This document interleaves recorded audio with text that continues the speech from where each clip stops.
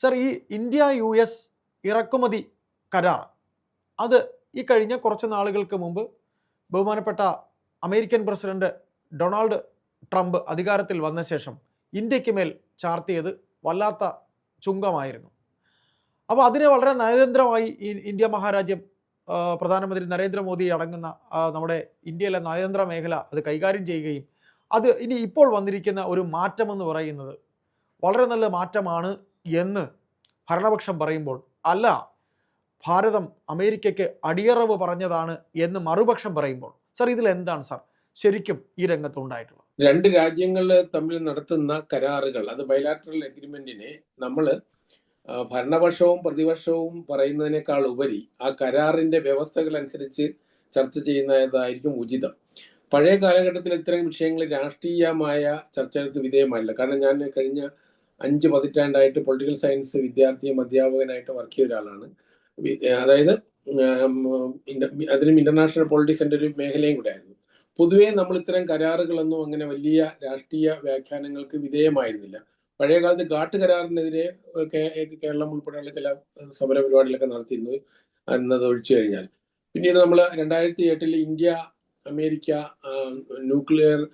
Civil nuclear agreement വന്നപ്പോഴും ഇടതുപക്ഷം ശക്തമായി വിമർശിച്ചിരുന്നു. UPA ഗവൺമെന്റിൽ നിന്ന് പുറത്തുപോയി. അത്തരം ചില എക്സെപ്ഷൻസ് മാറ്റി നിർത്തി കഴിഞ്ഞാൽ പൊതുവെ ഇത്തരം ചർച്ചകൾ, വ്യാപാര കരാറുകളൊന്നും നമ്മുടെ രാജ്യത്ത് ചർച്ച ചെയ്യപ്പെടാറില്ല. ഇപ്പോൾ തന്നെ നമ്മൾ എടുത്തു പറയേണ്ടത്, ഈ കഴിഞ്ഞ 2-3 വർഷത്തിനുള്ളിൽ ഏതാണ്ട് 8ഓളം കരാറുകൾ, ട്രേഡ് എഗ്രിമെന്റ് നമ്മൾ ഒപ്പുവെച്ചിട്ടുണ്ട്. അതിൽ യൂറോപ്യൻ യൂണിയൻ, 27 രാജ്യങ്ങളുള്ള യൂറോപ്യൻ യൂണിയനുമായിട്ടുള്ള കരാറാണ് ഏറ്റവും പ്രമുഖമായ കരാർ, ലേറ്റസ്റ്റ് വന്നത്. അതിന് തൊട്ട് മുന്നേ തന്നെ യൂറോപ്യൻ ഫ്രീ ട്രേഡ് അസോസിയേഷൻ എന്ന് പറഞ്ഞ 4 അംഗ രാജ്യങ്ങൾ, സ്വിറ്റ്സർലൻഡ്, നോർവേ തുടങ്ങിയ രാജ്യങ്ങളും ആയിട്ട് കരാർ ഒപ്പുവെച്ചിരുന്നു. ബ്രിട്ടനുമായിട്ട് നമ്മൾ കരാർ ഒപ്പുവെച്ചിരുന്നു. ന്യൂസിലൻഡ്, ഓസ്ട്രേലിയ, ജപ്പാൻ, അതുപോലെ സൗത്ത് കൊറിയ, ഈ രാജ്യങ്ങളുമായിട്ട് നമ്മൾ, അതോടൊപ്പം തന്നെയാണ് ഒമാൻ, UAE, മൗറീഷ്യസ്, ഇതൊക്കെ നമ്മൾ നേരത്തെ ഒപ്പുവെച്ചിരുന്നു.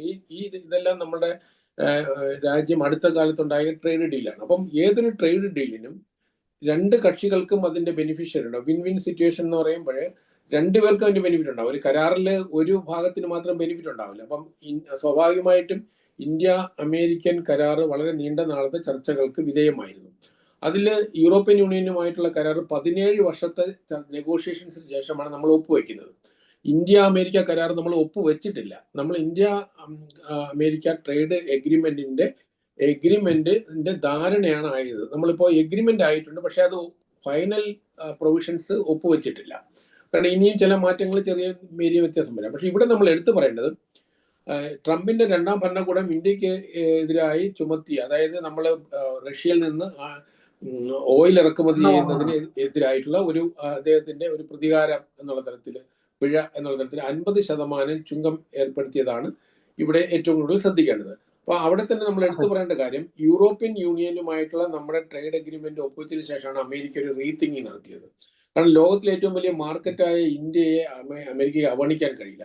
അതായത് ഈ ട്രേഡ് അഗ്രിമെന്റിൽ ഞാനൊരു രാഷ്ട്രമീമാംസാ വിദ്യാർത്ഥി എന്നുള്ള നിലയിലേക്ക് നോക്കുമ്പോൾ അമേരിക്കയാണ് ഒരർത്ഥത്തിൽ താഴോട്ട് വന്നത്, നമ്മളല്ല താഴോട്ട് പോയിരിക്കുന്നത്. കാരണം 50% നിന്ന് അത് 18% കുറച്ചു. അതേസമയം പല സെക്ടറിലും വ്യത്യാസങ്ങളുണ്ട്. നമുക്ക് ചില മേഖലകളിൽ ഇന്ത്യക്ക് 0 നൽകിയിട്ടുണ്ട്, അമേരിക്കയ്ക്കും അതിൻ്റെതായ അതുപോലെ തന്നെ ബെനിഫിറ്റ് ഉണ്ടാവും.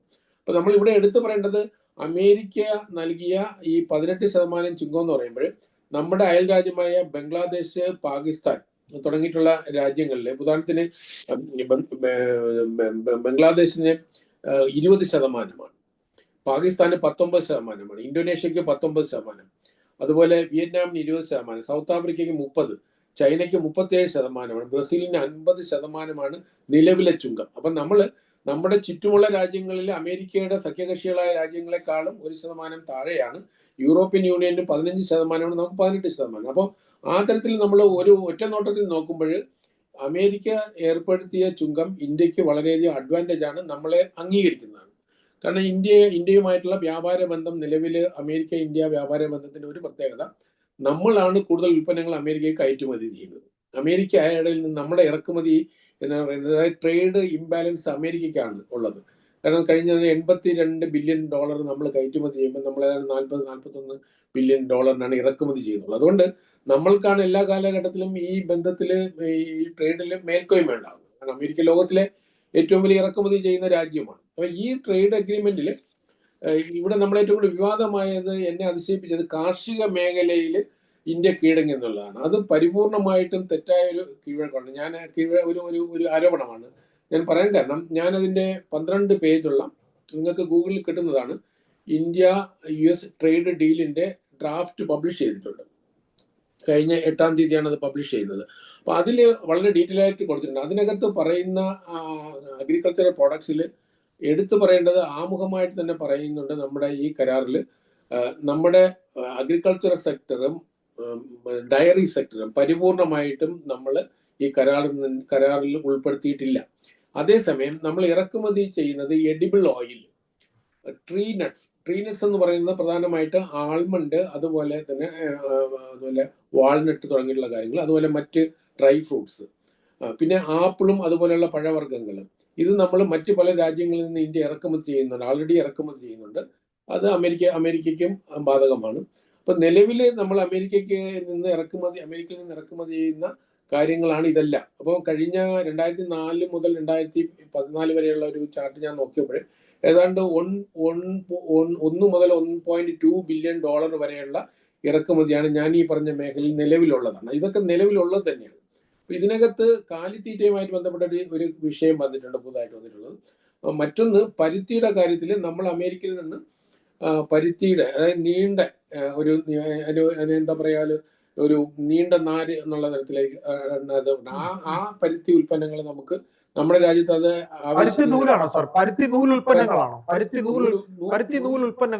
അല്ല, ഉൽപ്പന്നമല്ല, റോ മെറ്റീരിയലാണ്. അത് നമ്മളിപ്പം തന്നെ നമ്മുടെ നീളം കൂടിയ നാരുകൾ അടങ്ങിയ അതിനെ പറഞ്ഞ എക്സ്ട്രാ ലോങ് സ്റ്റാപ്പിൾ എന്ന് തന്നെ പറയാം. അത് പരുത്തിയാണ്, അത് റോ മെറ്റീരിയലാണ്. അത് നമ്മൾ ഇറക്കുമതി ചെയ്യുന്നതിന് ഇതിനകത്ത് പറയുന്നുണ്ട്. അത് നമ്മളുടെ ഇവിടുത്തെ കൃഷിയെ അത് ബാധിക്കുന്നതല്ല, നമുക്കത് ഇവിടെ ഇല്ല എന്നുള്ളതാണ്. അപ്പം ബംഗ്ലാദേശിന് കഴിഞ്ഞ ദിവസം ബംഗ്ലാദേശുമായിട്ട് അമേരിക്ക ഒപ്പുവെച്ച കരാറിലും ഈ ഒരു ബെനിഫിറ്റ് ഉണ്ട്. അതായത് ബംഗ്ലാദേശ് അമേരിക്കയിൽ നിന്ന് പരുത്തി ഉൽപ്പന്നങ്ങൾ, റോ മെറ്റീരിയൽസ് വാങ്ങുമ്പോൾ 0 ടാരിഫിൽ ടെക്സ്റ്റൈൽസ് ഉൽപ്പന്നങ്ങൾ കൊടുക്കാൻ കഴിയും. ഇപ്പം കഴിഞ്ഞ ദിവസം ഇന്ത്യക്കും അമേരിക്ക ഈ ഒരു ഓഫർ പറയുന്നുണ്ട്. അപ്പോൾ നമ്മുടെ പീയൂഷ് ഗോയൽ കഴിഞ്ഞ ദിവസം നമ്മുടെ കൊമേഴ്സ് മിനിസ്റ്റർ ഇത് പറയുകയുണ്ടായി, നമ്മൾ ടെക്സ്റ്റൈൽസ് ഉൽപ്പന്നങ്ങൾക്ക് അങ്ങനെ വേണമെങ്കിൽ നമുക്ക് 0 ടാരിഫിൽ അയക്കാൻ കഴിയും. അപ്പോൾ യഥാർത്ഥത്തിൽ നമ്മൾ ഈ കരാറിലൂടെ നമുക്ക് ഒറ്റ നോട്ടത്തിൽ 50% നിന്ന് 18% മാറുന്നു. ഈ 18% ആകുമ്പോൾ തന്നെ ഇന്ത്യയിലെ ഒരുപാട് ഉൽപ്പന്നങ്ങൾക്ക് 0 ടാരിഫാണ് അവിടെയുള്ളത്. ശരിക്കും കാർഷിക മേഖലയിൽ, അതായത് നമ്മുടെ സ്പൈസസുമായിട്ട് ബന്ധപ്പെട്ടുള്ള വിഷയങ്ങൾ, മത്സ്യമേഖലയുമായിട്ടുള്ള വിഷയങ്ങൾ, അതുപോലെ നമ്മുടെ ഫ്രൂട്ട്സുമായിട്ട് ബന്ധപ്പെട്ടിട്ടുള്ള ഉൽപ്പന്നങ്ങൾ, ഇതെല്ലാം തന്നെ ഭാരതത്തിൽ നിന്ന് കയറ്റുമതി ചെയ്യുന്ന ഒരുപാട് കാര്യങ്ങളുണ്ട്. ഇതിന് 0 ടാരിഫാണ് ഇപ്പോൾ ഉള്ളത്. അപ്പൊ അതുകൊണ്ട് ഒരുപാട് മേഖലകൾക്ക് നമുക്ക് അഡ്വാൻറ്റേജ് ഉണ്ട്. ബാക്കി പ്രധാനപ്പെട്ട ഞാൻ ഇടപെട്ടോട്ടെ സാർ, ഈ റഷ്യയിൽ നിന്ന് എണ്ണ ഇറക്കുമതി ചെയ്യുന്നതുമായി ബന്ധപ്പെട്ടുണ്ടായിരുന്ന ആ തർക്കത്തിന് ഒരു അന്തിമ വിരാമം. കാര്യം റഷ്യൻ പ്രസിഡന്റ് വ്ളാഡിമിർ പുടിൻ ഇവിടെ നമ്മുടെ രാജ്യത്ത് വന്നുപോയതാണ്. റഷ്യ നമ്മുടെ എത്രയോ നാളത്തെ സുഹൃത്താണ്. അപ്പോൾ ആ ഒരു വിഷയം ഇപ്പോൾ അമേരിക്ക ഇന്ത്യയോടൊരു ഫൈനൽ തീരുമാനത്തിലേക്ക് എത്താൻ പറഞ്ഞതായിട്ട് അങ്ങനെ എന്തെങ്കിലും ഉണ്ടോ സാർ? അതുകൂടെ ഒന്ന് നമ്മുടെ സാധാരണ പ്രേക്ഷകർക്ക് മനസ്സിലാവാനായി. ഇല്ല, ഈ എഗ്രിമെന്റിൽ അങ്ങനെ യാതൊരു കണ്ടീഷനും പറഞ്ഞിട്ടില്ല. എഗ്രിമെന്റിൽ നമ്മൾ രാഷ്ട്രീയമായ വ്യാഖ്യാനങ്ങളും അല്ലെങ്കിൽ അവിടുത്തെ ലീഡർഷിപ്പും ട്രംപിനെ പോലുള്ള ആളുകൾ പറഞ്ഞാൽ, നമ്മളൊരു എഗ്രിമെന്റിന്റെ തലത്തിൽ നോക്കുമ്പോൾ നമ്മുടെ ഈ എഗ്രിമെന്റ് സാധാരണ ഒരു കരാറിലും അങ്ങനെ പറയാറുമില്ല. കാരണം ഇത്തരം എഗ്രിമെന്റിൽ റഷ്യയിൽ നിന്ന് ഇന്നത് ഓയിൽ ഇറക്കുമതി ചെയ്യരുത് എന്ന് ഔദ്യോഗികമായി പറഞ്ഞിട്ടില്ല. പക്ഷേ ട്രംപ് നിരന്തരം ആവശ്യപ്പെടുന്നതാണ്. അത് യൂറോപ്യൻ യൂണിയനും ആവശ്യപ്പെട്ടിരുന്നല്ലോ, നമ്മളത് അംഗീകരിച്ചില്ലല്ലോ. അവസാനം യൂറോപ്യൻ യൂണിയൻ ഇന്ത്യയെ സ്വീകരിക്കുന്ന നിലപാടുന്നു. കാരണം ഇന്ത്യയുടെ വിദേശ നയത്തിൽ നമ്മൾ സ്വീകരിച്ചുള്ള വിഷയം, നരേന്ദ്രമോദി വന്നതിന് ശേഷം സ്ട്രാറ്റജിക് ഓട്ടോണമി എന്നുള്ളത്, തന്ത്രപ്രധാന മേഖലകളിൽ നമ്മുടെ സ്വാതന്ത്ര്യം നമ്മൾ കീപ്പ് ചെയ്യും. ഉദാഹരണത്തിന് ഇന്ത്യയിലെ ഏറ്റവും കൂടുതൽ ഡിഫൻസ് എക്യുപ്മെന്റ്സ് നമ്മൾ റഷ്യയിൽ നിന്നല്ല ഇറക്കുമതി ചെയ്യുന്നത്. ഇനി വേറൊന്ന്, 2022 വരെ ഇന്ത്യ റഷ്യയിൽ നിന്ന് ഓയിൽ ഇറക്കുമതി ചെയ്തിട്ടില്ല. അതായത് ഉക്രൈൻ വാറിനെ തുടർന്നുണ്ടായ സാഹചര്യത്തിൽ ലോക മാർക്കറ്റിൽ ഓയിൽ വില കൂടുന്ന സാഹചര്യത്തിലാണ് റഷ്യയുടെ ഓയിൽ വാങ്ങുകയും ഒരു അർത്ഥത്തിൽ അന്താരാഷ്ട്ര മാർക്കറ്റിലെ സ്റ്റെബിലിറ്റി ഉണ്ടാക്കിയത് ഇന്ത്യയുടെയും ചൈനയുടെയും റഷ്യൻ ഓയിലിന്റെ പർച്ചേസ് ആയിരുന്നു. അല്ലെങ്കിൽ നമ്മൾ വെസ്റ്റ് ഏഷ്യക്ക് ഡോമിനൻസ് ഉണ്ടായിരുന്നു. അപ്പൊ നമ്മളെ സംബന്ധിച്ചിടത്തോളം നമ്മുടെ പോളിസി എന്ന് പറയുന്നത് ലോകത്ത് എവിടെയാണോ ചീപ്പ് ഓയിൽ കിട്ടുന്നത് അത് നമ്മൾ വാങ്ങും. പക്ഷേ അമേരിക്കൻ ഉപരോധം ഉണ്ടാകുമ്പോൾ സ്വാഭാവികമായിട്ടും നമ്മുടെ കമ്പനികൾക്ക് നമ്മുടെ ഷിപ്മെന്റ് നടത്താൻ കഴിയില്ല. അപ്പം അത് കമ്പനികൾക്ക് അല്ലേ സാർ? അതെ, ഇന്ത്യ ഇപ്പൊ 13 രാജ്യങ്ങളിൽ നിന്ന് എണ്ണ ഇറക്കുമതി ചെയ്യുന്നുണ്ട്. ഇപ്പൊ വെനിസുല ഉൾപ്പെടെ രാജ്യങ്ങൾ നമ്മൾ ഇറക്കുമതി ചെയ്യുന്നുണ്ട്. പക്ഷെ നമ്മൾ ചെയ്യുന്നത് അത് നമ്മുടെ അതിന്റെ വിലയാണ് നമ്മുടെ ആധാരം, നമ്മൾ അതിനെടുക്കുക. അപ്പൊ അതുകൊണ്ട് ഈ നമ്മുടെ രാഷ്ട്രീയ വ്യാഖ്യാനങ്ങൾക്ക് ഇതൊക്കെ നടക്കുന്നത്. ഞാൻ പറയും, നമ്മളിപ്പോ ചർച്ച ചെയ്യുമ്പോൾ രാഷ്ട്രീയ പാർട്ടികൾ പറയുന്നത് പോലെയല്ല, വസ്തുതാപരമായിട്ട് നോക്കുമ്പോൾ ഇന്ത്യ ഒരു സ്ഥലത്ത് ഉറപ്പ് കൊടുത്തതായിട്ട് നമുക്ക് തെളിയിക്കാൻ കഴിയില്ല. പക്ഷേ ട്രംപ് നിരന്തരം പറയും, ട്രംപ് പറയുന്ന പല കാര്യങ്ങളും നമുക്കറിയാമല്ലോ. ട്രംപ് പറയുന്നതിനൊക്കെ നമുക്ക് മറുപടി പറയാൻ പറ്റില്ല. നമ്മൾ വളരെ സ്റ്റേബിൾ ആയിട്ടാണ് നമ്മുടെ രാജ്യം മുന്നേറുന്നത്. അപ്പൊ അതിന് ഏറ്റവും ഇമ്പോർട്ടന്റ്. അപ്പോൾ നമുക്ക് നമ്മളിതിന്റെ കൺക്ലൂഷനിലേക്ക് എത്തുമ്പോൾ ഈ വ്യവസ്ഥിതി, ഇപ്പോൾ ഉണ്ടായിരിക്കുന്ന ഈ വ്യവസ്ഥ ഉണ്ടല്ലോ സാർ, അത് എപ്പോഴത്തേന് ഒരു കൺഫോമിലേക്ക് എത്താൻ കഴിയും? നമ്മുടെ ഈ പ്രതീക്ഷ അത് വരും ഭാവിയിൽ നിലനിൽക്കുമോ? അതെങ്ങനെയാണ്? ഇപ്പോൾ നമുക്കൊരു വാക്കാൽ പറഞ്ഞു പോയിരിക്കുന്ന ഇപ്പോൾ ഒരു കൺഫ്യൂഷനും ഇപ്പോൾ ബാക്കി നിൽക്കുന്നുണ്ട്. എങ്ങനെയാവും? കാരണം നമുക്ക് എപ്പോഴും വേണോ മാറാം, അങ്ങനെയാണ് അമേരിക്കയുടെ ഒരു ഇപ്പോഴത്തെ. അതുകൂടെ പറഞ്ഞുകൊണ്ട് അവസാനിപ്പിക്കാം. അല്ല, നിലവിൽ കൺഫ്യൂഷൻ ഇല്ല. കാരണം ആൾറെഡി ട്രേഡ് അഗ്രിമെന്റിന്റെ ഡ്രാഫ്റ്റ് ആയി കഴിഞ്ഞു, അംഗീകരിച്ചു, ടാരിഫ് റേറ്റ് കുറച്ചു. പക്ഷെ അതിന്റെ വ്യവസ്ഥകള് ടാരിഫ് റേറ്റ് ആൾറെഡി നിലവിൽ വന്നു കഴിഞ്ഞു, വ്യവസ്ഥ നിലവിൽ വന്നു കഴിഞ്ഞു. ഞാൻ എക്സ്പെക്ട് ചെയ്യുന്നത് ഇപ്പൊ ഗവൺമെന്റ് പറഞ്ഞിരിക്കുന്നത് മാർച്ച് മാസത്തിൽ ഇത് ഫൈനലൈസ് ചെയ്യുന്നതാണ്. ഇപ്പൊ ചില മേഖലകളിൽ നെഗോഷിയേഷൻസ് നടക്കുന്നുണ്ട്. ഈ മാർച്ച് മാസത്തിൽ നമ്മുടെ ഫൈനൽ എഗ്രിമെന്റ് ഉണ്ടാവും, ഡേറ്റ് പറഞ്ഞിട്ടില്ലെങ്കിൽ പോലും.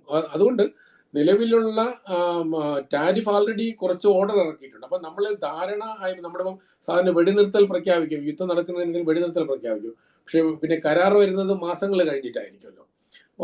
അപ്പം അതുപോലെ നമ്മൾ ഇവിടെ ഇന്ത്യ അമേരിക്ക ട്രേഡ് വാർ അത് അവസാനിപ്പിച്ചുകൊണ്ടുള്ള പ്രഖ്യാപനം ഉണ്ടാകുകയും 50% നിന്ന് 18% കുറച്ച് നിലവിൽ വരികയും ചെയ്തു. പക്ഷേ ഈ കരാറിന്റെ വ്യവസ്ഥകൾ സൂക്ഷ്മമായിട്ടുള്ള രണ്ട് രാജ്യങ്ങളുടെയും, ബൈലാറ്ററൽ ആയിട്ടുള്ള രണ്ട് രാജ്യങ്ങളുടെയും ബെനിഫിറ്റുകൾ ഉണ്ടാവും, അത് അവർക്കുള്ള പരിമിതികൾ ഉണ്ടാവും. അതൊക്കെ പ്രകടമാക്കുന്ന തരത്തിൽ ഫൈനൽ ഡ്രാഫ്റ്റ് വരുന്ന മാസത്തിൽ അത് ഒപ്പുവെക്കുമെന്നാണ് പ്രതീക്ഷിക്കുന്നത്. അത് ആ തരത്തിലാണ് അമേരിക്കൻ മാധ്യമങ്ങൾ. അപ്പോൾ ഇന്ത്യ US ബന്ധം കുറച്ചുകൂടി ശക്തമാകും വരും ഭാവിയിൽ എന്ന് തന്നെ നമുക്ക് കരുതാം അല്ലേ സാർ? തീർച്ചയായിട്ടും 2026 ഇന്ത്യയുടെ വർഷമായി. കാരണം നമ്മൾ ലോകത്തിലെ എല്ലാ വികസിത രാജ്യങ്ങളോടും നമ്മൾ ട്രേഡ് അഗ്രിമെന്റ് ഒപ്പുവെച്ച വർഷമായി. ഈ അമേരിക്ക കൂടെ ഒപ്പുവെക്കുമ്പോഴത്തേക്കും ഫൈനൽ ആകുകയാണ്.